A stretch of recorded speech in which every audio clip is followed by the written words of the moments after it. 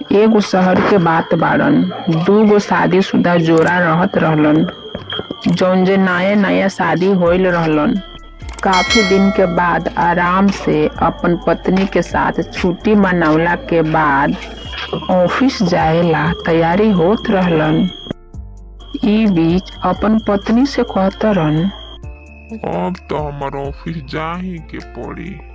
आज चल जाए ना, परेशान होखेला कौन सी बात बा। बहुत दिन हो गइल बा छुट्टी ले ले। लगता कि आज ऑफिस में बहुत सारा काम होई, लेकिन आज कोशिश करम कि जल्दी हमें घर शाम के लौट आई। ठीक बा, जाई रहुआ। आते आते हमरा लागे चॉकलेट लेते आयम। अमित ऑफिस पहुंच जालन। सब लोग ओकरा के शादी के बधाइयां देवे लागलन।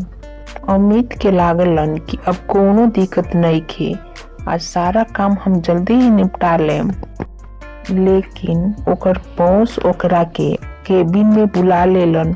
सर, रउआ हमरा के बुलौनी। हाँ अमित, तोरा के बुला के हम बहुत गलती कईनी। ई बात तो हम ना कहतनी सर कि हमरा के बुला के रउआ गलती कईनी। अरे कइले तो उहे बारू ना, इतना दिन से तू छुट्टी पर रहलू। तोहार तइको समझ में ना रहे कि ऑफिस में काम के तरह होत हुई। लेकिन सर, हमर शादी भइल रहलन, वही लागे छुट्टी ले ले रहनी। हमें तो बतौल ही रहनी रउआ के कि कुछ दिन छुट्टी में रहम।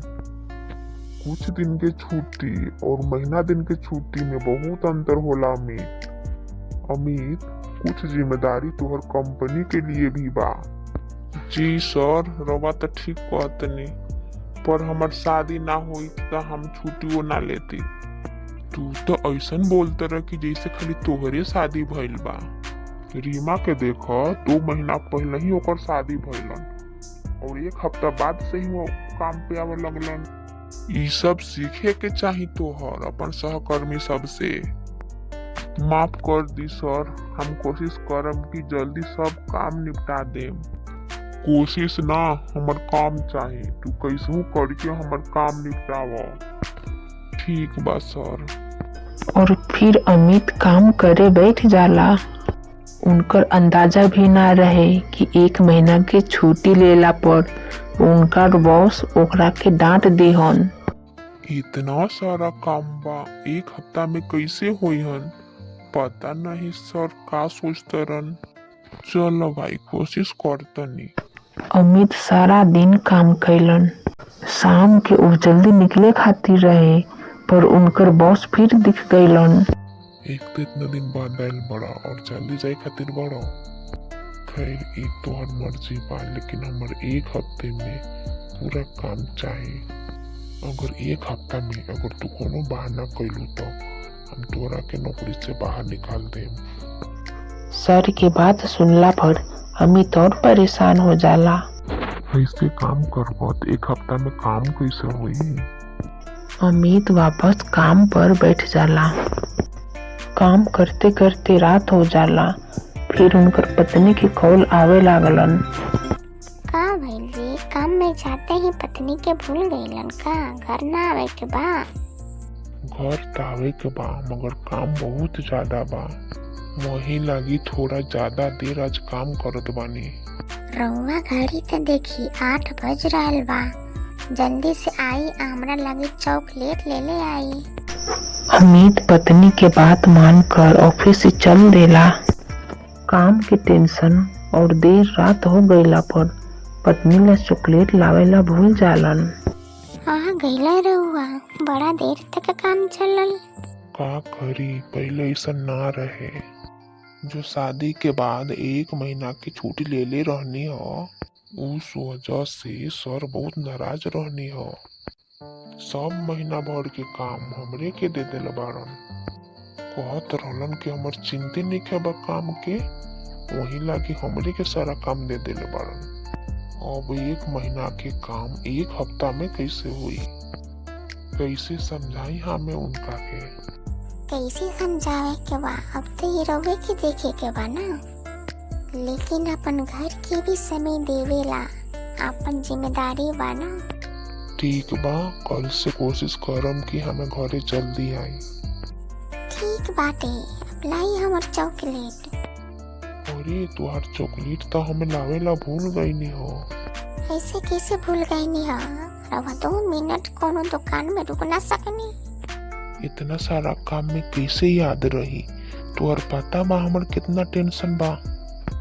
ठीक बा, जाई दा, हमरा वैसे बातें ना करतनी। खाना रखल बा, खा के सुत जाई हो। पत्नी की नाराज होइला की वजह से अमित खाना खा के सो जालन। अगला दिन अमित फिर काम पे चल जालन। ऑफिस में गईला पर उनकर सर फिर उनका के काम के याद दिलौलन। काम याद बा ना अमित? हाँ जी सर, काम याद बा। सर के गईला पर अमित अपन काम में लग जालन। दोपहर के उ खाना भी न खाए पावलन। उनकर वही तरह काम करते करते देर रात 9 बज गईलन। का हो गइल जी? फिर रवा घरे आवेला भूल गई नी। हम रवा के इंतजार करत बानी। काम बहुत बा, थोड़ा देर हमरा और हो जाई। घरे के ख्याल तनको नइखे, रवा ऑफिस जाके बैठ गइल बानी। यू सब बात कइला के हमारा जने टाइम नहीं की। थोड़ा देर काम करके हम घर आवतनी। इतना बात करके अमित फोन रख देलन। वहीं लागे उनकर पत्नी भी गुस्सा जालन। आज वो हमर फोन काट देलन। आज हम उनकरा से बातें ना करम। उनकर पत्नी खाना खा के सो जालन। फिर थोड़ा देर बाद में अमित वापस घर लौटतरन और देखतरन कि उनकर पत्नी सोत बाड़ी। उहो बेचारा का करी, थकल हारल रहे, बिना खाना खैले ही सो गईलन। अगला सुबह अमित तैयार हो के पत्नी से बोलतरन, हमार लंच कहाँ बिया? हमार लंच बनावे के ना मन रहे, हम लंच ना बनवले बानी। रो बाहर जाके लंच कर लेम। बाहर खैला पर बहुत महंगा पड़ी, हमरा पास उतना समय भी ना मिली। तू हमरा के लंच दे देबू तो बहुत अच्छा रही। आज तो लंच ना ही मिली। रवा हमरा से बात अच्छा से करम तबे लंच मिली। बिना लंच के अमित ऑफिस चल जालन और अपना काम में लग जालन। वो दिन रात काम में लग जालन। ये सब देख के ओकर सहकर्मी बोललन, का बात बा अमित, तू इतना देर तक काहे ना काम करता रह? तोहार नया में शादी भइल बिया, तनका अपन घरों ध्यान दिया कर। का करी सर, इतना ना सारा काम दे दिल बारन। बोलतरन कि 1 महीना के काम हमरा के 1 हफ्ता में देवे लागे। अब बताओ भला 1 महीना के काम 1 हफ्ता में कैसे हुई? तू ठीक कहते रह अमित, 1 महीना के काम तू दिन रात करबू न, तबो पर 1 हफ्ता में ना कर पैबा। अब सर की कौन बताई? रउआ जाई, हम अपन काम करके आवतनी। अमित जब काम करके ऑफिस से घर आवतरन तब देखतरन कि उनकर पत्नी ओकरा से नाराज होकर के बैठल बारन। तू ऐसे काहेला बैठल बाड़ू? ऐसे ना बैठी तो का करी? एक तो अकेले ही घर में बोर हो जातनी, ऊपर से रहो आवतनी तो लेटे से आवतनी, हमरा लगे कुछ ले के ना आवतनी। रात के आवतनी या सुबह ही फिर चल जातनी। तो तू का चाहत रू कि हम हमेशा दिन भर घर में बैठल रही? हमें कब कहनी ऐसा कि रवा दिन भर घर में बैठल रही? समय से जाई ऑफिस और समय से आई। अमित के गुस्सा आ जालन और अपन पत्नी के भाला बुरा कहे लगलन। ये तो तोहरे वजह से हम 1 महीना के छुट्टी लेनी, 1 महीना तोहरे साथ बितौनी, फिर भी तोहार कम पड़ता। वही छुट्टी की वजह से हमार सर हमरा पर काम के प्रेशर डाल देले बाड़न। ऊपर से तू रोज हमरा के परेशान करत बाड़ू। कभी दिन में लंच ना देत रू, कभी रात के खाना भी ना देत रू, और ऊपर से कहत रू कि हम तोहरे लगे कुछ ले के ना आवतनी। कभी तू हमारे बारे में सोचता रह कि हम कितना परेशान बनी, कितना दुविधा में फसल बानी। तोहार जोन दुविधा बा, जोन परेशानी बा, हमरा के बतावे चाहिए ना। अब ऐसे कैला से हम रोनी के दुविधा जानम ना। अपन परेशानी अपन दुविधा तोहरा के बता के का करी। तू हमार परेशानी दूर कर देबू का? जितना करे के उतना तो करिए दे हम। रहे द अब हमार माथा खराब मत करो, हम सोए जाते नहीं। अमित के इस तरह बात कैला से उनकर पत्नी बहुत दुखी हो जाली। अगला दिन अमित काम पर सुबह चले जालन। अमित तू जा अब घर पे आराम से रहियो।